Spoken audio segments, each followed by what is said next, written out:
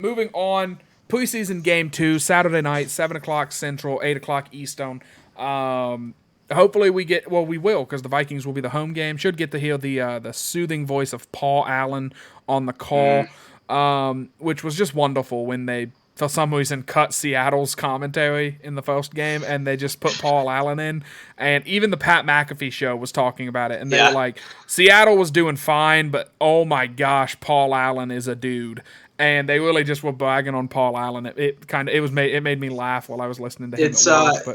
It's cool to see Paul Allen get some national recognition. Oh, for sure. You know, he got a lot of it when he went absolutely berserk for the Minneapolis Miracle back in 2017. You know, obviously his call was just insanity, and him and Pete Bursich were losing their minds. So they were, screaming all sorts of things. And honestly, I think that at that point, Paul Allen was sort of kind of used as a caricature. But I think now, over maybe the last season or two, he's gotten a lot of national attention. Like, I think LeBron James called him a national treasure last year for a call that he made. I can't even remember which call it was. I don't know if you remember, but I don't. Paul Allen has he's gotten a lot of national recognition, and it's good because I've always liked listening to him. He calls an exciting game. He is maybe a little bit too sensationalizing with his catchphrases and his alliterations, and he's loose. That's always going to be iconic. When you're calling an NFL game and you're trying to make it, visual to a radio audience, I think he does a really good job of that, and I think he's a wonderful radio host. He's fantastic to listen to, and so whether the technical difficulties were real or not on Saturday, it was cool that I am so happy. I heard Paul Allen's voice, and I mean, like the corners of my mouth just shot up to my earlobes. I mean, I was so happy to hear him.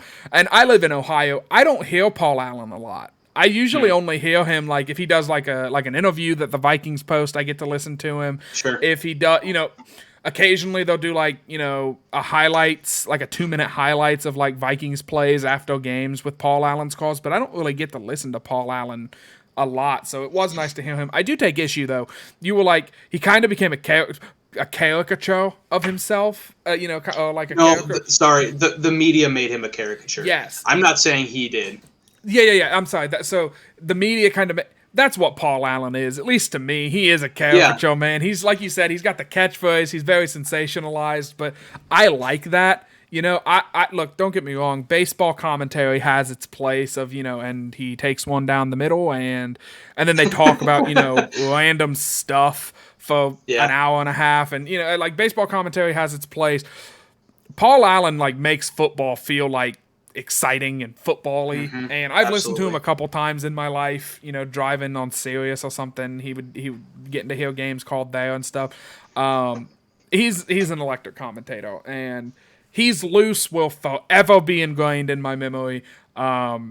Just hearing that time and time again, and it's really fun. But there is a second preseason game. We will get to hear Paul Allen on the call in this one. The Tennessee Titans, we're going to do the joint practices. I wonder if that lessens the amount of starters / potential starters that are going to play in the actual preseason game. So, like me personally, I don't see a need for Jordan Addison to Wednesday through Friday go out and test himself against the Tennessee Titans secondary, only to then suit up and do it again on Saturday. It kind of seems different, but game time under the lights in US Bank is obviously going to be different than at the practice field. They're going to be in pads, but it's just different. So maybe you do put him in there, especially because he's a rookie. Ed Ingram is a name that a lot of people have been throwing kind of under the bus because he was the only starting offensive lineman to play in the first preseason game. I'm sure he will play again, and I think Asamoah, health allowing, will also get some snaps on this weekend's game. What are you looking forward to? I mean, I'm going to try not to rehash the same points that I did last week, but what are you looking forward to in this preseason game? in some ways it's going to be a little bit of a regurgitation, right? Because those sort of storylines still sort of exist. Maybe a little bit less meaty, but I want to see Jack Podlesny kick. Matt Daniels said that he is going to kick on Saturday. I don't know if there was a plan to have him kick on Thursday in Seattle, but for whatever reason, he didn't get any chances. Greg the Leg was great, though. Kicking that 54-yarder, that was awesome. So no problems from Greg Joseph, but I'd like to see him. I'd like to see the rookie kick and see what he's got. A little bit less sexy than some other things, but the other things still remain true. I want to see some progression from the defensive backs. I think maybe the other sort of noteworthy thing, apart from the obvious, see what Jaron Hall can come up with in a second opportunity, is I want to see sort of how this wide receiver room starts to shake out a little bit, because you would think they're not going to keep more than 5, maybe 6 if you really believe you want to keep a 6th one and you don't want to lose them to practice squad waivers. But, based on Thursday, Jalen Reagor played well. I saw him create some good separation, which I was impressed by. Obviously, Addison's making the team, Jefferson, and Osborne. But then after that, there's Naylor, who's been injured. There's Reagor, who played well. And then Brandon Powell played very well on Thursday as well. So I would like to see who plays and how they play from the wide receivers. I think that is that's intriguing for sure. Yeah, kind of piggybacking off of that, let me get my tin foil back out and craft another hat. I kind of pitched this conspiracy of getting rid of Kene Nwangwu. Don't know why I brought back the N in front of his name like it was his rookie season again, but I kind of pitched this idea of how important is the kickoff going to be now that you can just fair catch it. Also, he's been banged up. He hasn't really been separated. Like, everyone, I think, assumed he was going to compete with Ty Chandler for the backup running back job. And due to injury, he hasn't really been able to do that. So it's kind of just been like Ty Chandler by default. And I'm not saying that's a knock on Ty Chandler. I thought he looked, we already discussed, he looked excellent in the preseason game. But I do want to see this kick returner / punt return battle continue to go, because I'm still campaigning that Jalen Reagor shouldn't be a Viking in 2023, and I'm starting to get on this we could save a roster spot for a guy like Andre Caudo by getting rid of Nwangwu and letting Brandon Powell fair catch some kicks, maybe take one back every now and again, but I do think it's interesting to see if I haven't seen a team fair catch a kickoff yet in the preseason. And I kind of just left NFL Network running over the weekend while I was, holding the baby, or while I was playing video games. I had it on in the background. I've yet to see someone fair catch it. So maybe there is kind of from special teams to the NFL, a little bit of a rebellion going on, where maybe there's some collusion from the coaches saying, we don't care that you're trying to abolish the kickoff. We like the kickoff. Football's been this way for a long time. Stop trying to get rid of it. If you're going to change it, just do the XFL kickoff where it's still an actual kickoff, but stop trying to make it, just stout at the 25 by default, no kicks needed. So I do think that it's going to be interesting to see that storyline play out. Both, will there be a fair catch? Over under 0.5 fair catches, I'm taking the under. And then also, who's going to be the guy that is taking those kicks back? Will it be multiple people, or will it just be a guy like Brandon Powell? Nwangwu needs to get healthy, because I do feel. I mean, I like Nwangwu. I think he's a good kick returner, and I think he has potential on the offensive side of the ball. And it's frustrating that he's been banged up, and so we haven't really got to see him in camp. So that's going to be where I go. Like you said, I'm excited to see Jaron Hall play. Here's an idea. Let's let Jaron Hall play instead of Nick Mullins in the first half. Absolutely. So he can have maybe competent, even just below competent offensive line play, because I want to see if Jaron Hall can deliver the similar type of balls that Nick Mullins was giving out And I want to see him throw to like Jordan Addison. Yeah. I want to see him throw to, Josh Oliver. I want to see him throw to guys that are actually going to be playing on Sundays.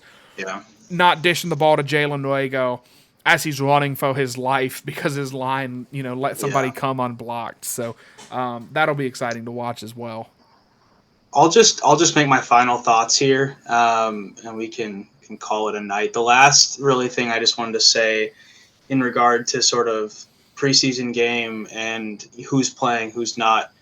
What I've gleaned from what the coaching staff has been talking about is that, guys like second-year guys like Asamoah or Ingram or even Bynum, who's in his third year, these guys are getting maybe a little more run simply because of inexperience. Yeah. So don't read too much into the fact that, oh, Ingram's playing again, he must suck. Maybe he's struggling, but I've heard some general things that he's improving in pass protection and doing a little bit better in camp than in some of those things, and he's really focused on pass protection. And so you'd like to believe that he is improving and that him playing in the games is largely just because they want to get a guy who's played one season a few more reps.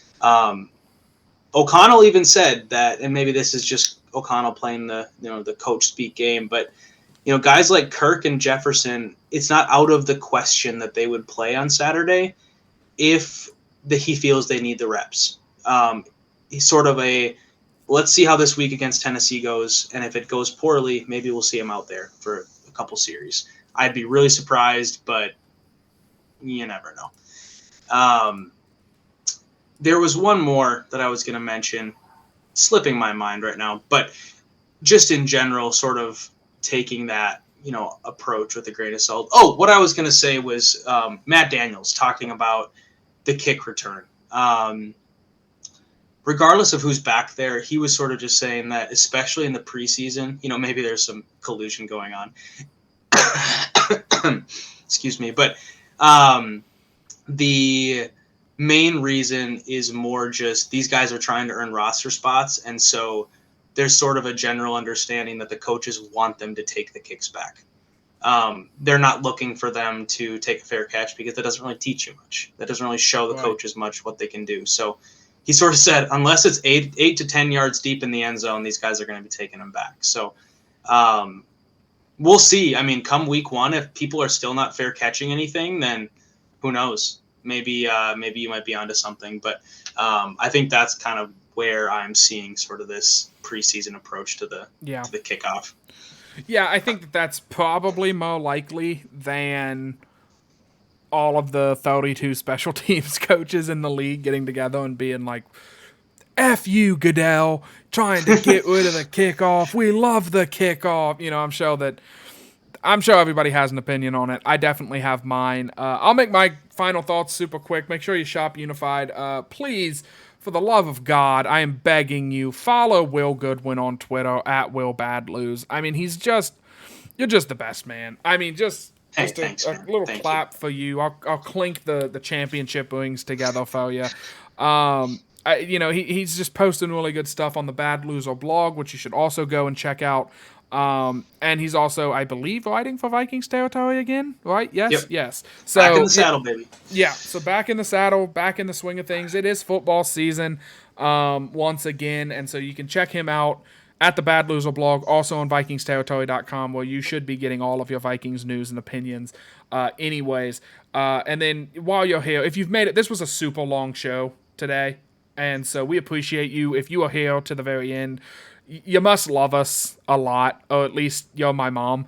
So please subscribe and hit like and just do all of those things that, YouTubers demand you do. And, if you're listening to us on the podcast, make sure you subscribe so that way you get the podcast.